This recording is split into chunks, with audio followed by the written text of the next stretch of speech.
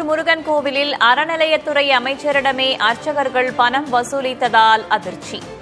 விரைவு தரிசனத்திற்கு அழைத்துச் செல்ல 4000 ரூபாய் கேட்ட நிலையில் ஜிபே மூலம் அனுப்பிய அமைச்சர்.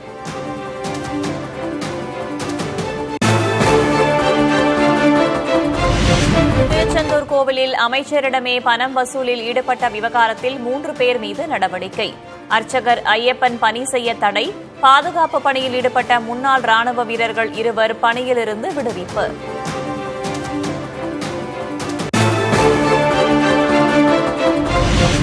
கர்நாடக அரசின் மேகதாது அணை திட்டத்திற்கு தடை விதிக்க கோரி வழக்கு. தேசிய பசுமை தீர்வாயத்தில் தமிழக அரசு சார்பில் மனு.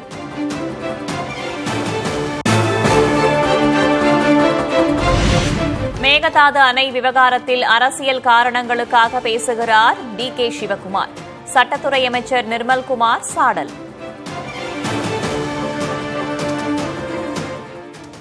தேவையில்லாமல் 2 மாநிலங்களுக்கும் சட்டம் ஒழுங்கு பிரச்சனையை கொண்டு வருவதற்கான முயற்சிகளை அவர்கள் செய்கிறார்கள். அரசியல் காரணங்களுக்காக டி.கே. சிவக்குமார் இந்த மாதிரி செய்கிறாரு. அது கடுமையான கண்டனங்கள். பயிர்க்கடன்கள் அனைத்தையும் முதல்வர் விஜய் தள்ளுபடி செய்ய வேண்டும் என விவசாயிகள் வலியுறுத்தல். தமிழகத்தின் பல்வேறு இடங்களில் குறை தீர்ப்பு கூட்டத்தை புறக்கணித்து விவசாயிகள் போராட்டம். விவசாயிகளின் வயிற்றில் அடிக்காது, தள்ளுபடி வேண்டும் தமிழக அரசு. அரசு கேபிள் சேவையில் இருட்டடிக்கப்பட்ட புதிய தலைமுறை டிவி. யார் ஆட்சிக்கு வந்தாலும் தாக்கப்படும் கருத்து சுதந்திரம்.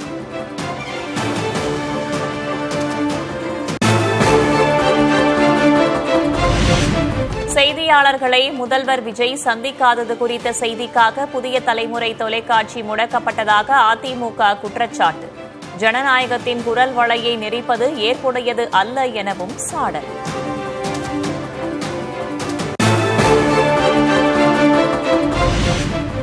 அரசு கேபிள் சேவையில் புதிய தலைமுறை இருட்டடிப்பு செய்யப்பட்டதற்கு அமமுக பொதுச் செயலர் டிடிவி தினகரன் கண்டனம்.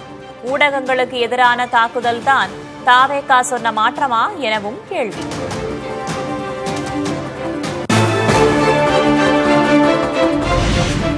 அரசு கேபிளில் புதிய தலைமுறை முடக்கம் தொடர்பான கேள்விக்கு அமைச்சர் ராஜ்மோகன் விளக்கம். சில பகுதிகளில் அலைவரிசை பின்னுக்கு தள்ளப்பட்டு விட்டதாக புகார் வந்ததாகவும் பிரச்சினை தற்போது சரி செய்யப்பட்டு விட்டதாகவும் பேட்டி. ஜனநாயகத்தின் முக்கியமான தூண்கள் அது உடனே விசாரிக்கப்பட்டு அந்த டெக்னிக்கல் கிட்ஸ் எல்லாம் சரி செய்யப்பட்டுருச்சு. எல்லா இடத்துலயும் அப்படி நடக்கல. அது ஏதோ நம்பர் இல்ல அப்படிலாம் கிடையாது. நானே இப்ப பார்த்தது என் சேம்பர்லயே அதுதான் விடுது. நம்பர் ஏதோ பின்னாடி போச்சுனாங்க உடனடியாக களையப்பட்டு விடுது. பட் உங்களுக்கு வேற என்ன பிரச்சனாலும் எதுனாலும் பண்ணாலும் feel free to approach me. நம்ம அது சரி.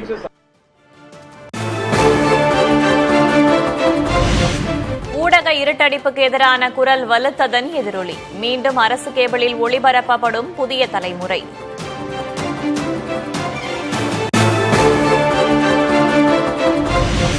பெட்ரோல் டீசல் விலை நேற்று சற்று குறைந்த நிலையில் இன்று மீண்டும் அதிகரிப்பு. சென்னையில் 1 லிட்டர் பெட்ரோல் 24 காசுகள் உயர்ந்து 108 ரூபாய்க்கு விற்பனை.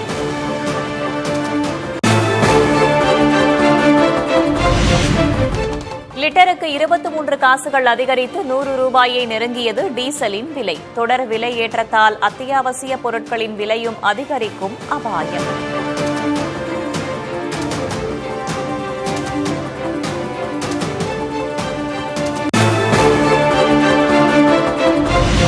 மேற்காசிய போர் தாக்கம் காரணமாக தமிழ்நாட்டிலும் உர விலை கிடுகிடுவென உயர்வு. யூரியா, சல்பேட் உள்ளிட்ட அடிப்படை உரங்களின் விலையும் தொடர்ந்து உயர்வதால் விவசாயிகள் கவலை.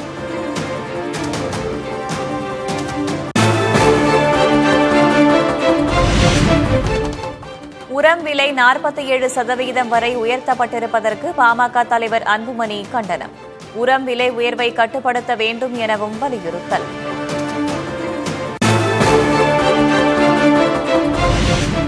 தங்கத்தின் விலை நேற்று சவரனுக்கு 1200 ரூபாய் குறைந்த நிலையில் இன்று 800 ரூபாய் உயர்ந்தது. சென்னையில் ஆபரண தங்கம் ஒரு சவரன் 1,16,800 ரூபாய்க்கு விற்பனை.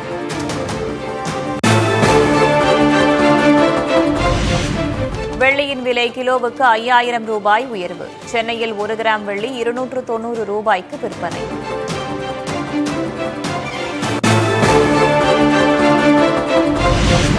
கன்னியாகுமரி மாவட்டத்தில் தொடரும் மழையால் வீடுகளுக்குள் புகுந்த நீர். மலையோர கிராமங்களில் ரப்பர் பால் வடிக்கும் தொழில் கடும் பாதிப்பு.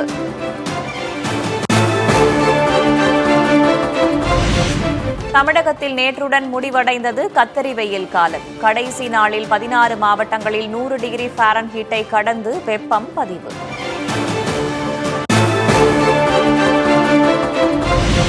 தமிழகம் புதுவையில் 3 நாட்களுக்கு அதிகபட்ச வெப்பநிலை இயல்பை விட 3 டிகிரி செல்சியஸ் வரை அதிகரிக்கக்கூடும்.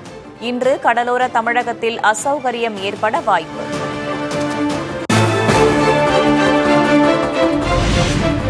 குறுவை சாகுபடிக்கு திறக்கப்படும் மேட்டூர் அணை நீர் கடைமடை பகுதிக்கு செல்வதை உறுதி செய்ய வேண்டும். டெல்டா மாவட்டங்களில் முறையாக தூர்வாரவும் அரசுக்கு அதிமுக பொதுச் செயலர் கே பழனிசாமி வலியுறுத்தல்.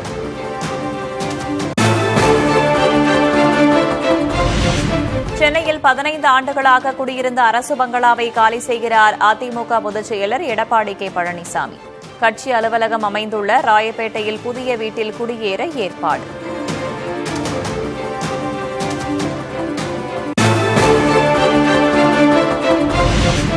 தொகுதி மக்களின் முடிவே தனது முடிவு. அவர்களது கருத்தை உள்வாங்கியுள்ளேன். தாவேகாவில் இணைகிறீர்களா என்ற கேள்விக்கு சி. விஜயபாஸ்கர் பதில். எனக்கு முக்கியம் என்பது என்னுடைய தொகுதி மக்கள். அதான் என்னுடைய ஃபர்ஸ்ட் ப்ரையாரிட்டி. இந்த மக்களுக்கு நான் நன்றியோடு இருக்கணும், நன்றி சொல்லணும், அவங்களுக்கு பணியாற்றணும். அவங்க நம்பிக்கை வச்சிருக்கிறாங்க, அந்த நம்பிக்கையை காப்பாற்றணும். அவங்க என்ன முடிவோ அதான் என் முடிவு.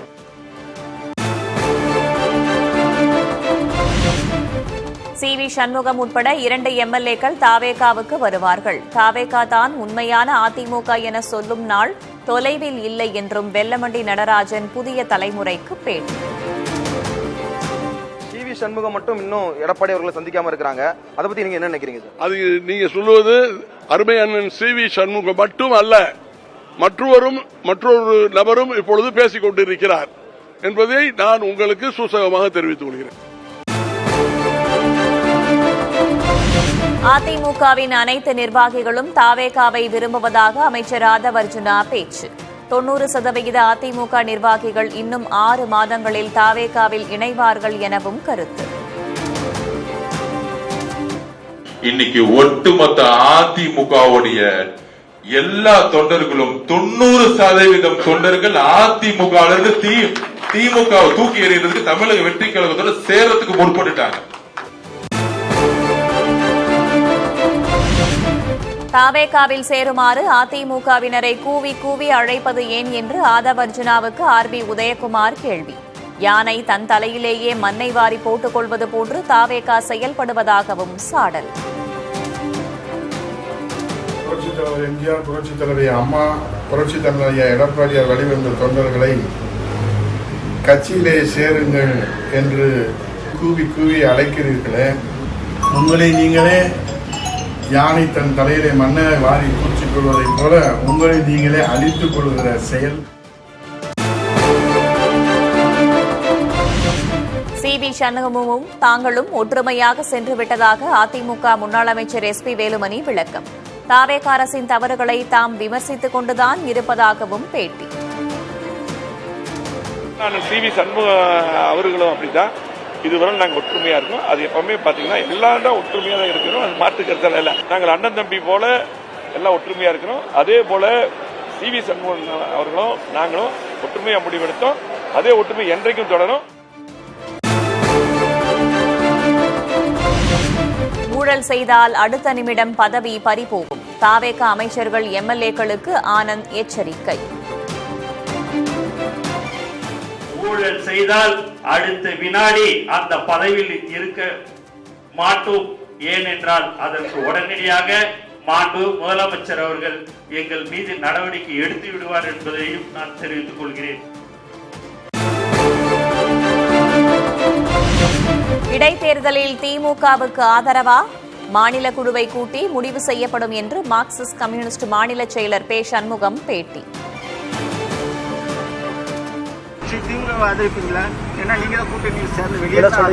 இடைத்தேர்தல் வரப்போகுது. இல்ல, அதை பத்தி நாங்க மாநில குழு கூடி முடிவு எடுப்போம். தமிழ்நாடு சட்டமன்ற தேர்தலில் காங்கிரஸ் கட்சியின் வேட்பாளர் தேர்வில் முறைகேடு நடந்ததாக சொந்த கட்சி எம்பிஏ குற்றச்சாட்டு. சர்வே என்ற பெயரில் மிகப்பெரிய ஊழல் நடந்துள்ளதாகவும் ஜோதிமணி சாடல்.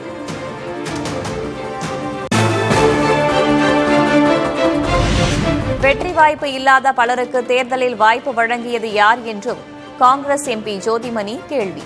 தவறு செய்தவர்கள் மீது கடும் நடவடிக்கை எடுக்கவும் வலியுறுத்தல்.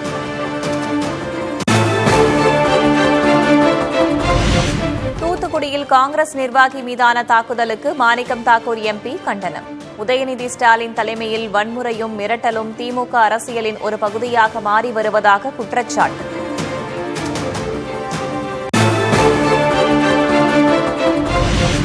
மதுரை அலங்காநல்லூர் அருகே வீட்டின் பூட்டை உடைத்து 81 சவரன் நகைகள் கொள்ளை. தடயத்தை மறைக்க சிசிடிவி ஹார்ட் டிஸ்கை திருடிச் சென்ற கும்பல்.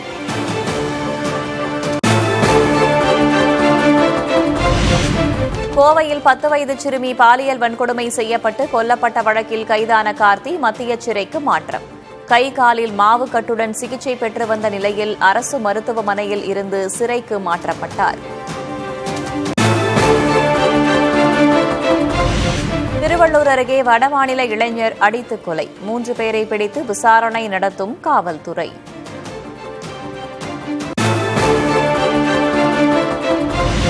கடலூர் அருகே பூசாரிக்குப்பம் கிராம எல்லையில் 25 வயது மதிக்கத்தக்க பெண் பாதி புதைந்த நிலையில் சடலமாக மீட்பு. கொலை செய்து அவசர கதியில் புதைத்துச் சென்றார்களா என்ற கோணத்தில் காவல்துறை விசாரணை. கிருஷ்ணகிரி அருகே விஷ மருந்தை தவறுதலாக சாப்பிட்ட 3 சிறுவர்கள் ஆபத்தான நிலையில் மருத்துவமனையில் அனுமதி.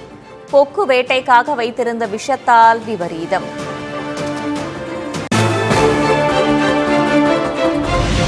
முதல்வர் பதவியை ராஜினாமா செய்த நிலையில் மாநிலங்களவை உறுப்பினர் பதவியை மறுத்த சித்தராமையா.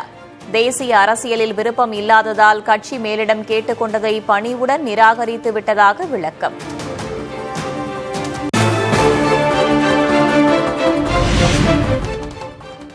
நீட் தேர்வுக்கான கட்டணத்தை திரும்பப் பெற ஜூன் 22ஆம் தேதி வரை விண்ணப்பிக்கலாம். ஜூன் மாதம் 21ஆம் தேதி மறுதேர்வு நடைபெறவிருக்கும் நிலையில் தேசிய தேர்வு முகமை அறிவிப்பு.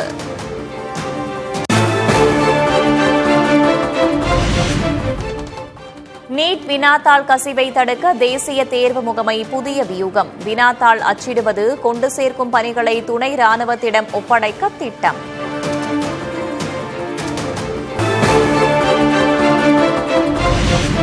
தென்கொரியாவில் மனிதர்களுடன் இணைந்து ரோபோக்கள் கலந்து கொண்ட ஃபேஷன் ஷோ.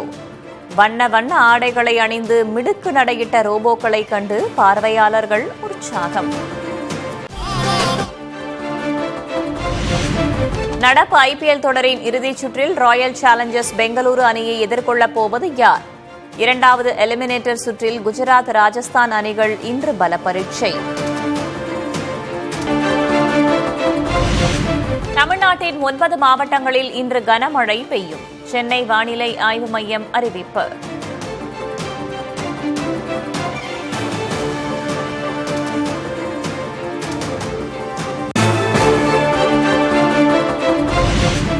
பதினான்கு மாவட்டங்களில் நாளை கனமழை பெய்யும். கிருஷ்ணகிரி, தருமபுரி, கரூர், சேலத்தில் கனமழை பெய்யும் என கணிப்பு.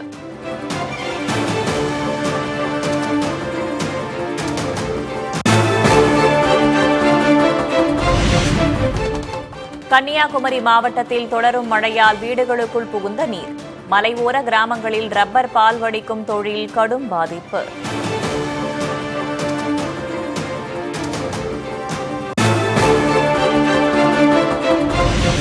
கரூர் ஊத்தாம்பட்டி மகா மாரியம்மன் கோவில் கும்பாபிஷேகம் கோலாகலம். திரளான பக்தர்கள் பங்கேற்று வழிபாடு.